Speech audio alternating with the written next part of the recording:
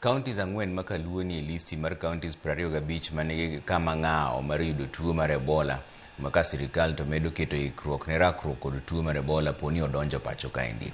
E romo mar jokanyo manobagi e log tich mar migawo mar thieth, jagoro maduong' e migawo no Mary Mudhoni omedo jiwo jopiny ni nyaka sani onge jal moseyud kod Ebola e pacho kae. To kaka Simpros Okinda leronwa, magi biro e kinde ma doho to pod otamo sirikal dhi nyime kod keto kar tengo jotuo mag Ebola mawuok Amerika e pacho kaendi. Sirikal ma pacho ka koro yango ikruok magidhi nyime keto ne kedo kod tuo mar Ebola poni nyalo biro donjo e pacho ka. Kata obedo nyaka sani onge ng'ata moseyud kod Ebola e pacho ka, migawo mar thieth oyango ni nitiere kaontis 25 ma oketie nyong'ong kaka mago mani kama rach mar yudo tuo no. Kaontis mani kama rach ahinya oting'o mago manie tong' Kenya kod pinje mamoko, kama oting'o Nairobi, Mombasa, Uasin Gishu, Siaya, Homa Bay, Migori, Kisumu e kind kaontis mamoko.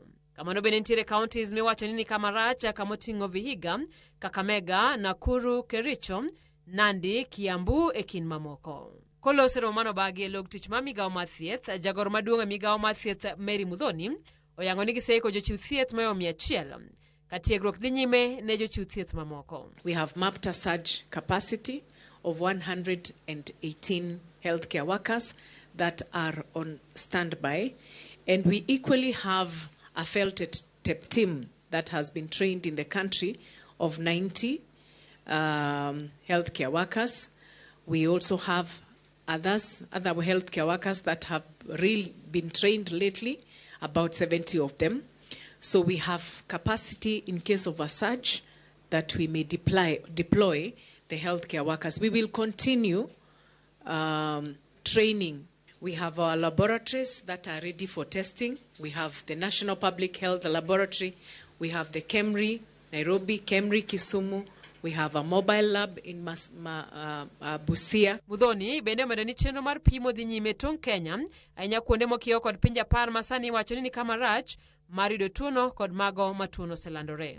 At the ports of entry, we will deploy measures because as we have already been working with authorities from different other countries to ensure that we have exit surveillance. We also are going to demand to ensure that there's screening from the country of origin before getting into our country, and everybody must produce evidence that they have been screened from the 10 countries that we are already screening at our ports of entry. Magitimore kini mado dhi nyime kod tamo sirikal kiket kambi tengo jotuo mag Ebola mawuok e piny Amerika e kambi ma jolweny mantiere Laikipia. Burano manotere doho kod duol mar Katiba Institute kod Law Society of Kenya norem winj kawuono kaka nochan to Attorney General manonego chung'ne sirikal bare chopo. Whereas the government of Kenya decided not to come to court to come and defend its actions, we are proud of our judiciary that has stood firm to ensure that there is transparency and as well as accountability here in Kenya.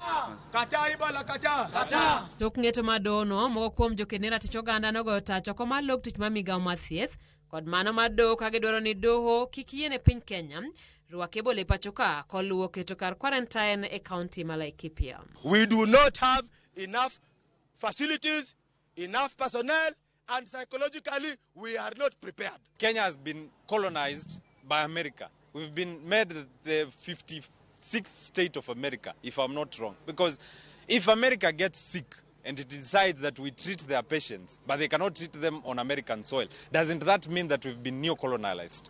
And doesn't that mean that we've been captured as a country? Where is our sovereignty? Does it even mean anything? We are saying we're not going to mortgage our sovereignty for foreign aid.